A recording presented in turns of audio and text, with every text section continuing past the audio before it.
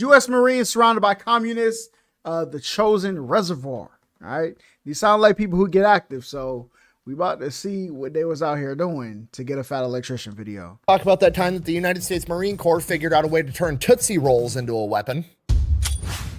Today we're talking about one of the most underrated and underappreciated battles in United States military history, the Battle of the Chosin Reservoir. When 15,000 U.S. Marines and 3,000 Army soldiers got ambushed and surrounded by 120,000 Chinese Communist forces in the dead of winter, with temperatures reaching as low as -50. But see, that's how I know I'm not fit, bro. Bro, listen. One thing I will never do is the cold. You touch me with cold water, I might go crazy, okay? Let alone cold weather, I'm cooked. Despite the weather, despite being ambushed and taken by surprise, and despite being outnumbered 4-1, the United States Marine Corps led this operation to not only survive, but to kill a disproportionate amount of the enemy and save 10% of the South Korean civilian population in the process. And we're gonna get into it right after word from our sponsor. Delete me. W sponsor, you know what I'm saying? Link in the description. Might need to delete me because I look.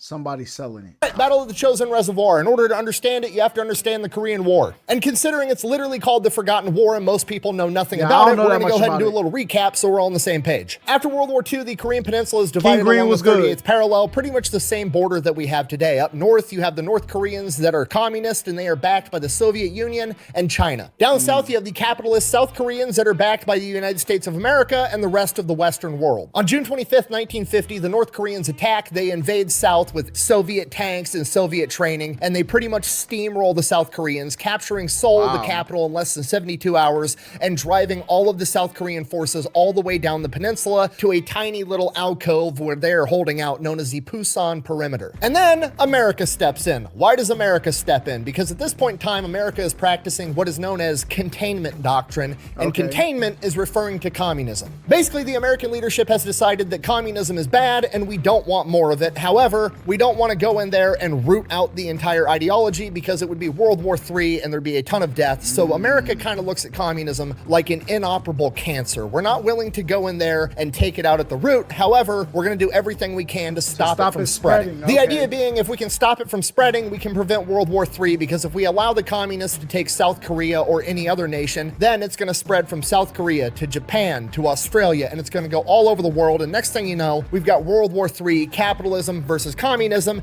and it'd be a fucking catastrophe. Whether that's right. Is that like the inevitable path we're on? Is that is like the trigger for World War III?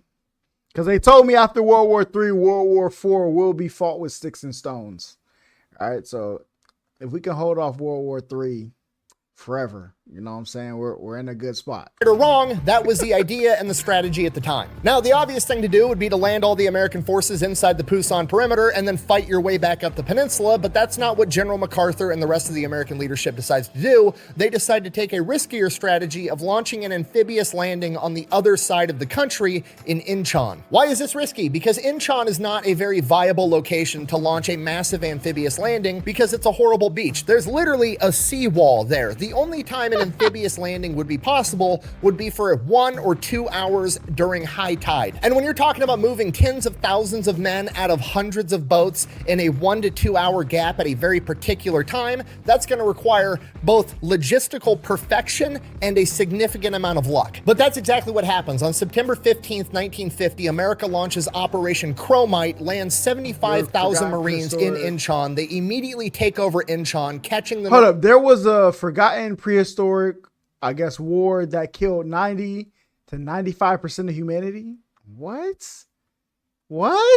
North Koreans off guard and head straight into Seoul and take it over as well. From here, they pretty much cut the enemy lines in half, cutting off supplies to all of the men south of them, and all the UN forces break out of Pusan, pushing back up the peninsula. By early October, literally in 2 fucking weeks, America has retaken all of South Korea and pushed the North Koreans all the way back into their own country. At this point, General MacArthur, who's already pretty renowned for being arrogant, sees the outrageous success that he's had in this risky operation. He's taken over all of South Korea in like 2 weeks. Everything's going great. He gets the idea in his head of like, hey, what if we break containment doctrine and we push into North Korea and just eliminate the North Koreans completely, and then we can unify Korea? No, don't like that. So he takes this idea to the president and the Joint Chiefs of Staff. The Joint Chiefs of Staff actually kind of like the idea. Because if they're backed by Russia and China, if you take North Korea, just like y'all pulled up for South Korea, they gonna pull up for North Korea, right?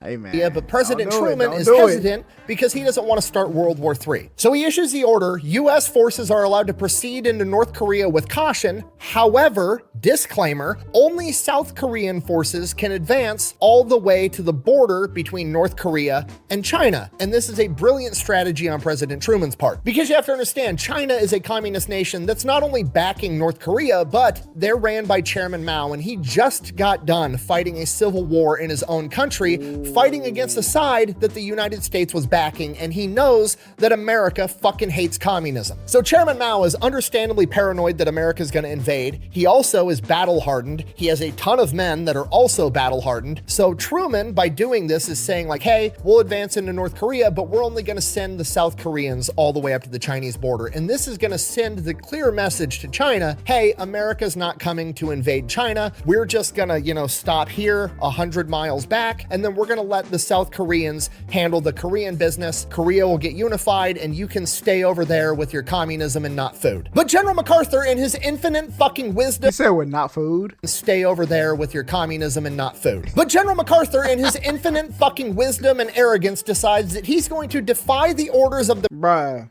Every time, bro, listen, this is why there are ranks in combat in the world, okay?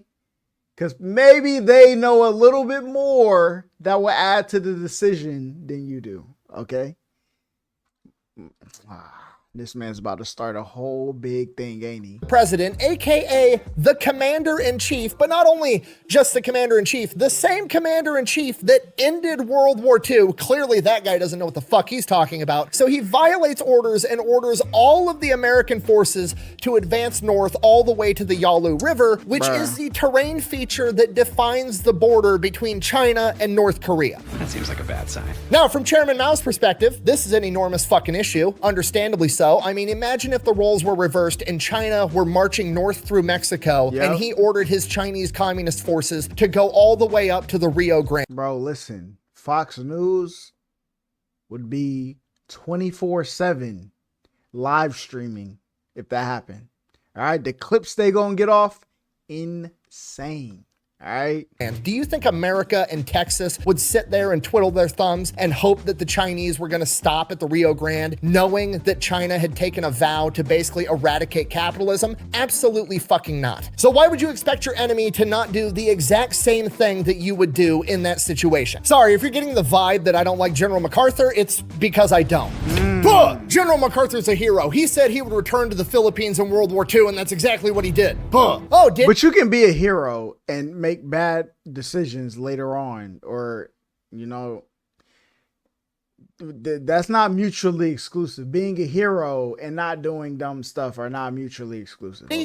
Did he fly in like Superman, shooting laser beams out of his eyes and tank the entire island by himself? Or was it the 1 million Marines and Army guys that went in there and gave their lives to liberate the Philippines? And why did he have to take a vow to return to the Philippines anyways? Was it because after Pearl Harbor had been attacked and he received early warning that the Japanese were coming, he decided to not get all of his planes up in the air, so when the Japanese showed up, they got to bomb all the planes still on the fucking ground, getting a bunch of men killed? And then he tried to delay the battle strategy of having all of his men fall back to Bataan, and instead he tried to defend the entire island at first, getting even more men killed because losing the Philippines would make him look bad. And then when pretty much all hope was lost, he decided to hop in a PT boat in the middle of night and evacuate himself and abandon his men. Is that why he had— Yo, MacArthur.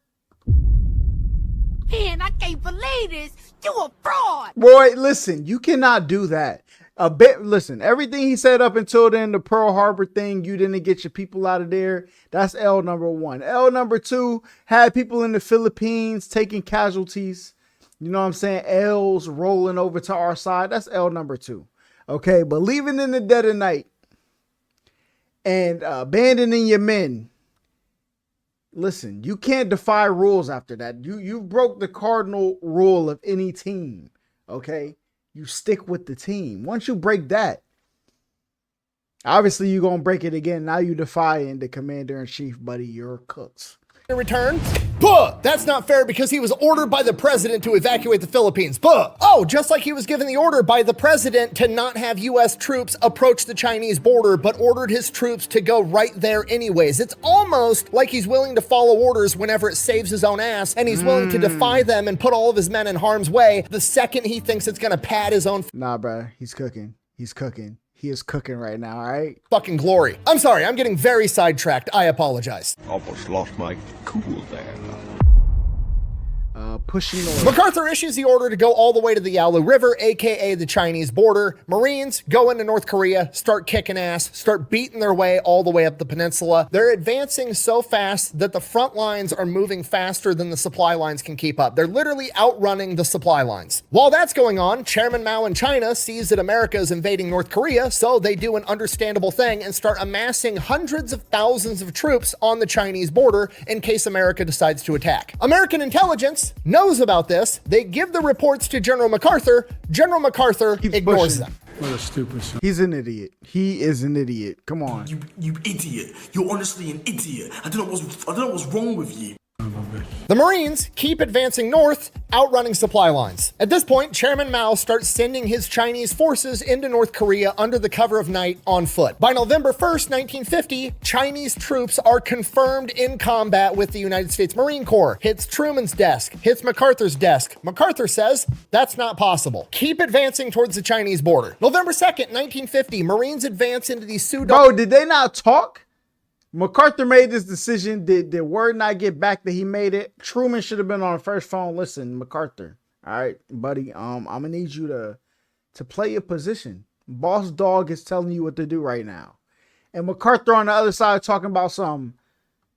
Yo, man, listen. The Chinese fighting us. Can't be real. Can't be. Hey, keep going. On Gorge on their way to the chosen reservoir when they are ambushed by a sizable Chinese element. Unfortunately for them, the Marines that they ambushed was the 1st Marine Division being led by none other than Chesty motherfucking Puller, the greatest Marine of all time. The 1st Marine Division suffers 30 casualties and the Chinese suffer upwards of 300. So that's good. The battle went about as well as it could have for war, but also pretty big fucking red flag that there's actual Chinese elements now in North Korea engaging the Marines, which MacArthur, you'll never guess, decides to ignore. I don't see much of nothing. A matter of fact, I can't even see you, sir. And for the first couple of weeks in November, there's skirmishes all over the place between Chinese forces and the U.S. Marines. But MacArthur and his guys make the call, just keep pushing. So the lead element of the 1st Marines winds up in a place called Hagaru, just south of the chosen reservoir, which is a massive man-made lake. From here, the plan is we're gonna have to split and send guys up both sides to keep advancing north. The man in charge of this section of the Marines is General Oliver Smith, and he is not happy about this idea at all. Here's the thing, the terrain in this area of North Korea is described as being straight up or straight down. Either you're going up a hill or you're going down a hill. And the roads that you see on the map are literally bank, going downhill, road, cliff. There's nowhere to go. There's one way in and one way out, both directions. And calling it a road is kind of a stretch. It's literally an old ox trail that they can barely fit a truck on. And going back the other direction isn't any better. Going back towards friendly lines, there's still one trail going to the nearest town of Kodori, and that's 12 miles away. And then from Kodori, again, there's one trail, one road that goes 35 miles back to the port where all the supplies have to come in. So at Hagaru, they are like 50 miles deep with one way in and one way out. And if anything goes wrong, they're fucked, and they want to keep advancing further in, splitting their forces under the same conditions. But thankfully, General Smith realizes this is a humongous mistake and starts stockpiling supplies at Hagaru and orders his engineers to start building an airstrip so they can fly shit in and out. Seeing this, General MacArthur and his staff are like, way to go, General Smith, preparing for the worst, hoping for the best. What a brilliant plan. No, I'm just kidding. MacArthur and his staff are mad at General Smith and make fun of him for being overly cautious and slowing down the operation instead of just driving headfirst further into enemy territory with no backup plan. But General Smith, being a good leader, says, I don't really care about my own personal glory of being the first guy to reach the Yalu River. I would much rather do it the safe way and look out for my guys. So that's exactly what he does. He stocks up supplies in Hagaru and builds an airstrip. Okay, and bear in mind, it's November in North Korea. It's dipping down into like -40, -40, -50 in their building. Yo, these people were built different. All right. Listen, all my people in your tech jobs today talking about, you know, so life is hard. Life is hard. What are you talking about? What are you talking about? Listen, I'll take the desk any day. All right. 50 at night, and it snows there. We're one snowstorm away from blocking this ox trail, cutting off supply lines, and everybody freezes and starves to death. So even without the threat of the Chinese military, this was a good and necessary idea. So they set up the 1st Marine Division headquarters right there with 3,600 men and the airstrip. From here, they send the rest of the Marines and the Army guys. I believe MacArthur got fired late during the Korean War because he wanted to nuke the Chinese, which would have started World War III, considering the Soviet Union had nukes at some point. Have more than us. See, but it's always somebody like MacArthur on the team that just want to OD and do things you don't need to do. Is up around the chosen reservoir. Up the right side, they send 2,500 U.S. Army guys backed up by about 1,000 South Koreans. While they're advancing north, they come across a place called Hudong, and after that, the road conditions and the weather is so bad they have to leave their armored unit, their tanks, there in Hudong, while the rest of the men advance forward. And they end up taking up position right here, and they dig in. Going up the left side of the reservoir, they have Fox Company, 234 Marines that go up on a ridge, securing a choke point on the road right here, and then the rest of the 8,000 Marines advance into a place called Udamni where they dig in. November 23rd rolls around, Thanksgiving. They all get to eat cold turkey while they're freezing their ass off in negative 20+ degree temperatures. November 24th, MacArthur comes through division headquarters celebrating, telling everybody we're all going to be home by Christmas. Hooray, and then he takes off and fucks off in his plane. What MacArthur doesn't know is that Mao has already sent in 120,000 soldiers to surround everybody at the chosen reservoir. And the Marines don't know that either, so they're all just hanging out, freezing their asses off. It's so cold that the lubrication that they use on their guns actually turns into jelly and would jam the guns, so they strip all their guns of all the lubrication, and if they get in a firefight, they're just gonna have to run the guns dry. But that's not gonna happen because... Okay, what does that do? If you run your guns dry, y'all let me know. Listen, I am not a gun enthusiast. Been to the gun range about 7-8 times. That's it. Okay, what does your gun running dry do to all my lovely gun people out there? Okay. MacArthur was just here. He said we're going to be home by Christmas. The war is basically won. Hooray. I just got to sit around and freeze my ass off for a few more days, and it's all going to be good. Until it's not. November 27th, 10 o'clock at night, both at Udamni, the Army position, and Fox Company, all the Marines are hanging out. They're in their sleeping bags. They're sleeping. They're waiting for the war to get over. And then they hear bugle calls off in the distance. And within minutes, all hell breaks loose as wave after wave of Chinese soldiers start rushing their position. The Marines that were up monitoring the perimeter are scrambling to get the guns up and running because the bolts have frozen in place because it's so fucking cold. They're literally pissing on the machine guns to break the bolts loose. The Marines that were sleeping are scrambling to get out of their sleeping bags and get their guns as a firefight breaks out. The Marines that are just waking up don't even have time to get all their cold weather gear on. Some of these guys are literally running around in a firefight in negative 50 degree weather with no boots, just wearing their socks. The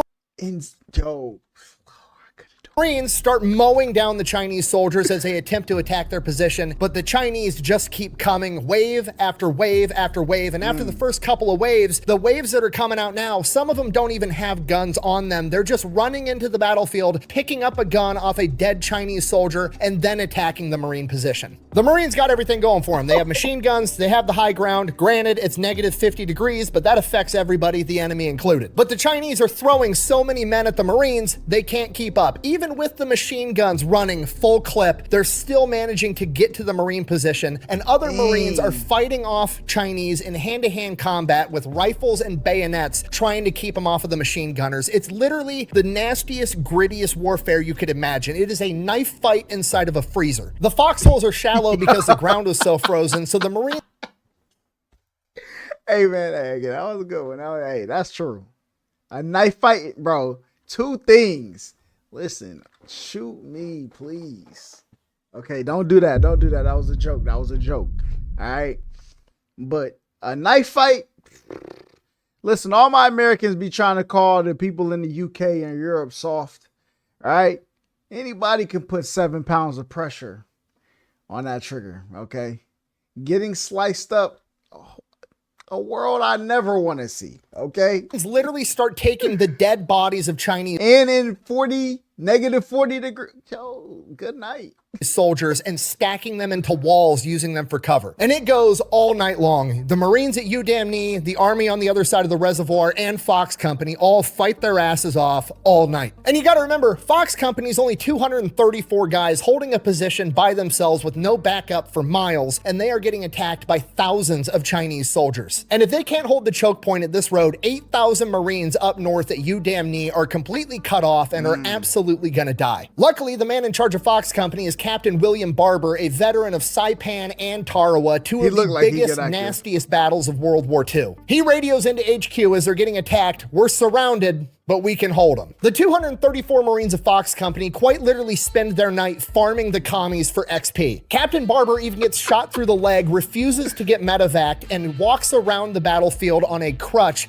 commanding his men all night long. Morning breaks, the battle's over. Fox Company has sustained 24 casualties. Bear in mind, casualties is dead and wounded, whether that be from battle or cold weather. On the flip side of the coin, Fox Company literally quits counting the dead bodies outside the perimeter at 1,500. That's 1,500. Yo, what kind of KD ratio is this? Oh my god! Listen, if you are on the other side of a team and you are just free level ups, yo, they about to master prestige off of just spawn trapping you. Oh man. GG, say goodbye. Not including all of the ones that were wounded by the battle and the weather. Across the entire chosen reservoir, the Marines up at UDamnee, Fox Company, and the Army, it's suspected that America lost between 600 and 700 soldiers, with hundreds of more wounded from either the battle or cold weather. The conservative estimates of the Chinese casualties are in excess of 12,000. The battle reports get sent down to General Smith. Smith is freaking out. He kicks them up to higher command, and higher command doesn't believe him. I don't believe you. So MacArthur sends out his right-hand guy, his patsy, his yes man, General Almond. Mr. Peanut shows up to the fucking Army position in his helicopter, hops out, and the Army commander informs him, I've got like 400 dead soldiers, a bunch of guys are wounded, we've captured a bunch of Chinese guys last night, and we've recognized patches from at least 2 separate divisions, meaning that there's at least 2 divisions of Chinese soldiers, 26,000 guys surrounding this position right now. To which General Almond, not believing him, says there's not 2 divisions in all of North Korea. Quote, are you gonna let a bunch of Chinese laundrymen get the best of you? End quote. He then gets in his helicopter and fucks off. MacArthur and his staff then issue the order to the 1st Marine Division to continue their advance towards the Yalu River. Why are you the way that you are? At this point, General Smith and his men realize that they are now basically completely on their own and higher command has lost their fucking minds. General Smith knows that if Fox Company falls, all the Marines at UDamnee are done for. And if he falls at the crossroads at the base of the chosen reservoir, the entire division is done for. The real problem is his HQ at the base of the chosen reservoir, right at the crossroads, has 3,600 Marines, but they're not infantry. These aren't combat troops. These are cooks and mechanics and engineers and shit. These are not hardened combat troops. But they're about to be, because he orders absolutely everybody to get their guns and get ready for a fight and pick up defensive positions, because the Chinese are coming for them next, and he knows it. And sure enough, the Chinese start launching attacks during the day on November 28th. They launch attacks everywhere they had attacked the night before, and they're now attacking the division HQ at Hagaru, where General Smith is. The Chinese penetrated so far south that they actually came up behind Hagaru, and Hagaru is now completely surrounded as well. General Smith knows that Mao wants to divide and conquer, and he can't let him do it, so he sends the order out to his men in the field, hold your position as long as you can, and then make your way back to Hagaru so we can consolidate forces. And that's exactly what they do. They fight all day and all night on the 28th, the 29th, the 30th, and then when they can't take any more, they finally start to make their way back to Hagaru. And this isn't just hop in the trucks and drive 10 miles down the road. They're completely surrounded. If they are moving, they are fighting every single inch of the way while trying to get hundreds of wounded men out the entire time. The Army fights their way down to Hudong, where they reconvene with their tanks and continue fighting their way down to Hagaru. The Marines have to fight their way down to where Fox Company is, reconvene with them, and continue fighting their way down to Hagaru. And while that's going on November 29th, Hagaru is completely surrounded, the road is cut off, they have no way of escaping, so they call up what remains of the 1st Marines down south, and they have a colonel in charge of them, Chesty Puller, who drives north and takes over the nearest town 11 miles from Hagaru called Kodori. The Chinese try to stop Chesty Puller and the 1st Marines, but but they can't stop him. Once he's taken the town, they launch multiple attacks trying to retake it, but they can't. From here, they immediately put together Task Force Drysdale, 900 infantry troops that are going to convoy 11 miles up to Hagaru to reinforce them. Task Force Drysdale has to fight through the entire way. 1/3 of the men in that convoy end up getting killed or wounded. Another third are forced to turn back because there's so many damaged trucks blocking the road, and only 1/3 makes it into Hagaru. But now Hagaru has 300 infantry soldiers helping all the cooks and mechanics. As the Marines from Udamni and the Army unit continue to fight their way south, the only thing keeping Hagaru in this fight is the airfield, bringing in C-47s full of supplies and carrying out thousands of wounded. You know, that same airfield that General Smith got a bunch of shit for building because it was unnecessary and he was being overly... Yo, MacArthur gotta go, bro. Worst in history so far. This is probably the worst person I heard of on this channel. He's cooked. Cautious. Yeah, well, now it's the only lifeline they have. I fucking knew it! The army fights their way down. They make it into Hagaru on December 1st. That same exact day, they've got C-47s coming in, dropping supplies, carrying out wounded, and somewhere along the lines, obviously they're running low on ammo, they're running low on medical supplies, they're running low on food. It's a complete disaster, and one of the things they needed were 60mm mortar rounds, commonly referred to as Tootsie Rolls. Well, apparently the guy loading the C-47 didn't know that, so an entire C-47 full of literal Tootsie... No, there's no way. There's no way. There's no way. Whoever did this, whoever did not give us mortar rounds and sent Tootsie Rolls needs to be fired. All right, needs to be fired. Rolls, like the candy, shows up. Literally just cases and cases and pallets of fucking Tootsie Rolls, and the Marines are... Bro, and it's freezing. You can't even enjoy the Tootsie Rolls as like a pleasury snack. Them joints gonna be bricks. Like...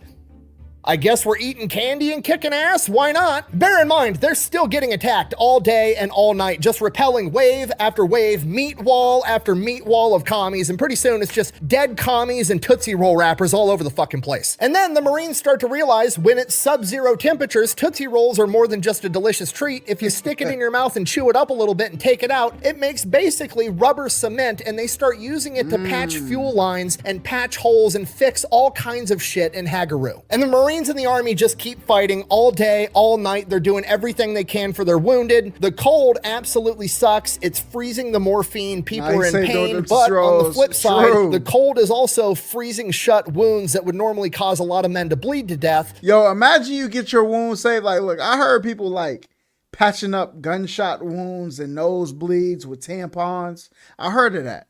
Getting your wounds patched up and healed up with chewed up Tootsie Rolls.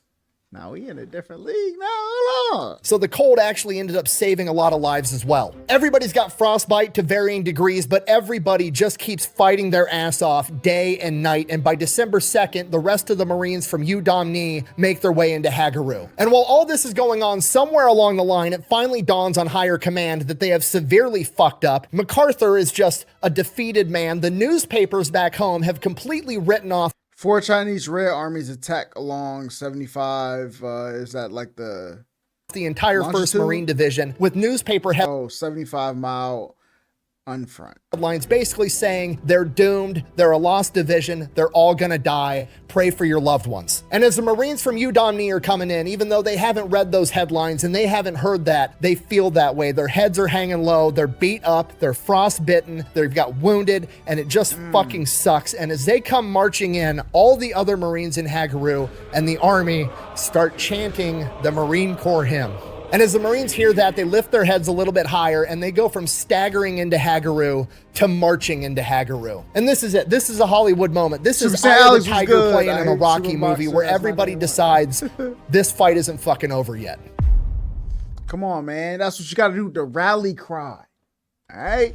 Obviously, the Marines that have been at Hagaru are in a little bit better shape than the guys that were up at Udamni and the Army unit. They're bringing everybody in. They're getting them fed. They're trying to get everybody warm. You got C-47s flying in supplies, carrying out wounded, bringing in ammunition, food, rations, absolutely everything. The Marines are literally using flamethrowers to heat up the food because it's frozen solid. The Chinese are still trying to attack, but America's got air superiority, artillery, supplies. They've got everything going for them except for numbers. The question now becomes, how are we going to get everybody out of here? We could fly everybody out with C-47s, but then we're going to have to abandon all the trucks, all the artillery, all the equipment. And then you're going to have the bigger issue of once the Chinese figure out that we're flying out all of our guys, the guys that they leave out at the ass end, if they get attacked, they're all going to die. So that's not really an option. The only option is to fight 11 miles south back to Kodo-ri with Chesty and the rest of the 1st Marine Division. And then from there, they're going to have to link up and fight further south from Kodo-ri down to the port of Hungnam, where they're going to be able to get on a ship and get out of there. So they spend the next 4 days getting ready for this massive movement, trying to fly out the most wounded on the airplanes, but they're not going to be able to get all the wounded out in time. They're going to have to put them in trucks and take them with them. Now, this type of movement is what many historians and battlefield experts would refer to as a fighting retreat. Basically, you're going to have to fight while you're defending your wounded and extract the other way. The problem is, and what General Smith would later argue, this is not a fighting retreat because I'm completely surrounded. I'm not falling back to friendly enemy lines. I'm literally assaulting another direction, and that's exactly what he tells his men, and it sets the vibe for the entire operation. We're not falling back. We're going back in and through the enemy. Let's fucking go.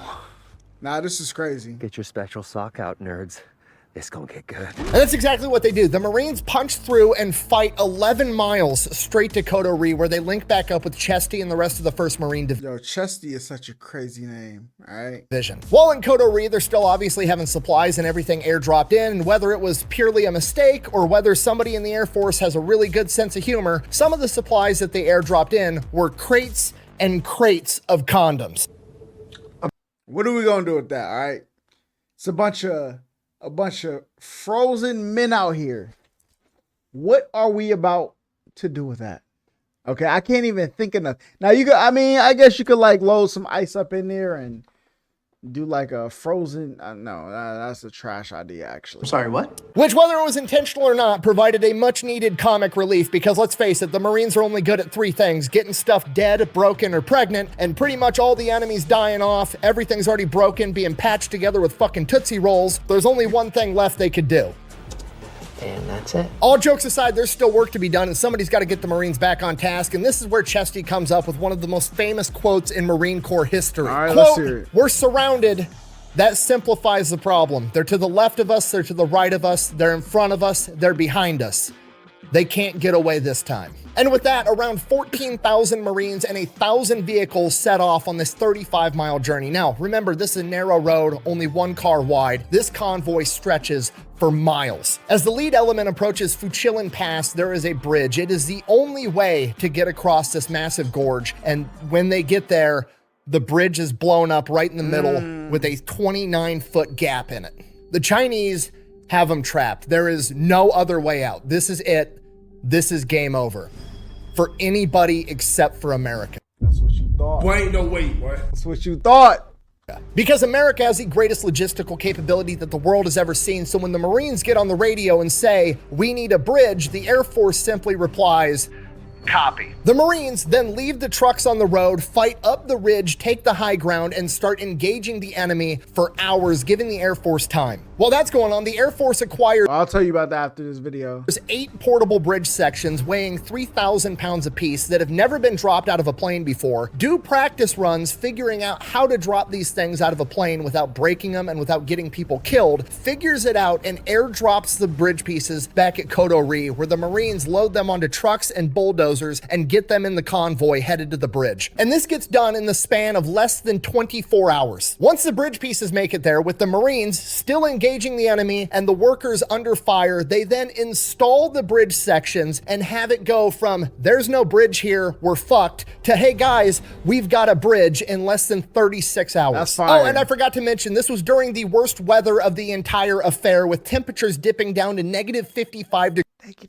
Yo, wrap it up, bro. I can't even move, bro. Listen, I wake up in the morning and the AC on anything below 69, I'm not getting out the covers. Negative 50, Good night. Degrees during a blizzard where visibility was less than 50 feet in front of your face. And that's it. Once they cross this bridge, they're home free. There's a couple of more skirmishes between here and Hungnam, but they just wipe them to the side. You got to remember, the Chinese have been out there just as long as them, and they're not getting all this resupply and everything else. These guys are hurting. They're rolling up on setup ambushes and checkpoints, and the Chinese soldiers are literally just frozen solid in place. And as they're making this multi-day voyage to Hungnam, this last 35 miles, the weather breaks and it goes from being negative 55 degrees to like 30 degrees, an 80-degree temperature shift, and to these guys, it's fucking hot out. So when the 14,000 Marines roll into Hungnam, the same Marines that newspapers have been saying they're as good as dead, they're doomed, they're a lost cause for weeks, roll in, they do it sitting on top of tanks and in trucks like half-dressed.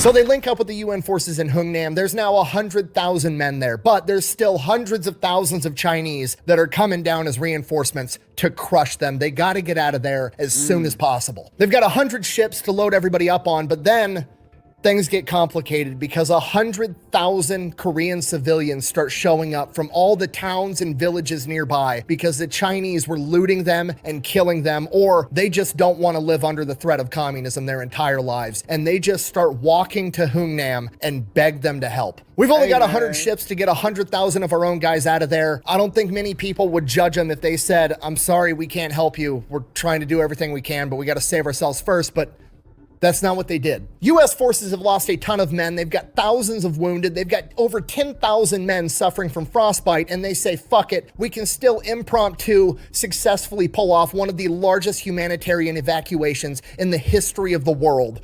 Why not? They rigged the entire city to blow up, including the port, and then loaded absolutely everybody, the UN troops and 100,000 civilians on board of these ships, and it is just ass-packed like sardines. To give you an idea of how packed it was, the USS Meredith, a merchant marine vessel that only had 68 crew members, managed to cram over 14,000 Korean civilians. Bro, what? What? On board. And on an extremely dangerous 7-day voyage to safety, not a single one of them would die. In fact, 5 people were born, giving it the nickname. Bro, no, that's crazy. In a 2-week span, 5 births, 0 deaths. All right, look. Shout out to the crew. 68 people got 14,000 people to safety. In the ship of miracles. So they got absolutely everybody evacuated onto ships, got underway on this extremely dangerous 7-day voyage, and then blew up the entire city. Over 1 million people in South Korea today are descendants of those civilians that the UN troops saved. At the Battle of the Chosin Reservoir, 1,079 American troops died in combat. Another 4,582 were wounded, with thousands more suffering from frostbite. Conservative estimates from the UN believe that the Chinese military suffered somewhere around 43,000 casualties, with other credible estimates ranging as high as in excess of 60,000. The Chosin Reservoir would they lost like 1,500, bro. The KD ratio is nuts. Go on to become one of the most decorated battles in American history, with the men earning 17 Medals of Honor, including Captain Barber of Fox Company, 73 Navy Crosses, one of which went to Chesty Puller, and 23 Distinguished Service Crosses. Many of the Marines that survived the Chosin Reservoir would later in life go on to express great pride in the fact that they not only managed to save themselves, but they managed to save South Korea as well. And allegedly, they wouldn't have had to save South Korea if it wasn't for MacArthur. All right. So listen, y'all fought your way out of there. Y'all beat the game. But you got to give it to your commander for throwing you in the game in the first place. Them requested to be buried with Tootsie Rolls. Thank you for watching. Best way to support the channel is go buy some merch over thefatelectrician.com. Quack bang out. All right, let's see what this end credit scene looking like. Those guys, they were so tough in what they had been through. You know, you see things like that and you go, what are the limits of a man's endurance and his courage and his spirit? We felt that we were going to kick some butt, and we were kicking butt up there. Until you got to Hellfire Valley, I should put that in there. I would say when I got to Hellfire Valley on the way out, walking out, you could almost cry seeing those Marines laying there. Until you see your guy laying there, you don't think much of it. As we got near the lines, Crazy. we were aware that we were getting into Hagaroo. Somebody said, count, cadence, count. And people started getting in step. You could hear the shoe packs, first clumpity, clump, clump, clumpity, and then they were clump, clump, clump. People were getting in step. We were marching. We marched into Hagaroo. The sound of feet crunching in the frozen ice. Someone watching us said, "Look at those bastards, those magnificent bastards." You're not the same person. You're a different person. You're just something you never thought you'd be. I'm happy that I was able to participate in something that was as important as the Korean War. We had an obligation to fulfill, and we did it. Freedom has a price. It's not free. You have to fight for this freedom. And when I look and see what the South Korean people are enjoying today, I guess I'm glad I was part of that. Time proves that we were absolutely right in doing what we did to help save them. You're proud that you did it. You don't realize how proud you are until you get older. I don't know why, but I can relate and say I was a chosen survivor. You know, That's crazy. Not everybody can say that. I was there. You're proud of the moment. And you're glad you survived. And God bless America, that's all I can say. Hey man, W compilation. I've seen around the world and have the cleanest bodies and the filthiest minds, the high morale and the lowest morals of any group of animals I have ever seen. Thank God for the United States Marine Corps. Ooh.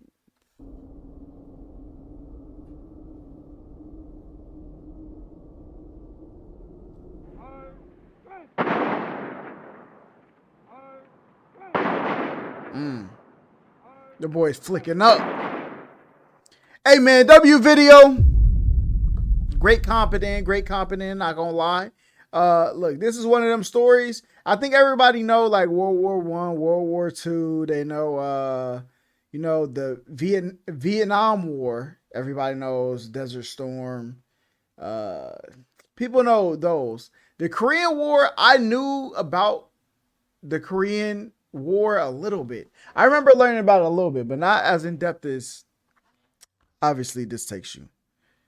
Yo, this man's cooking. I ain't gonna lie. We need some more stories like this.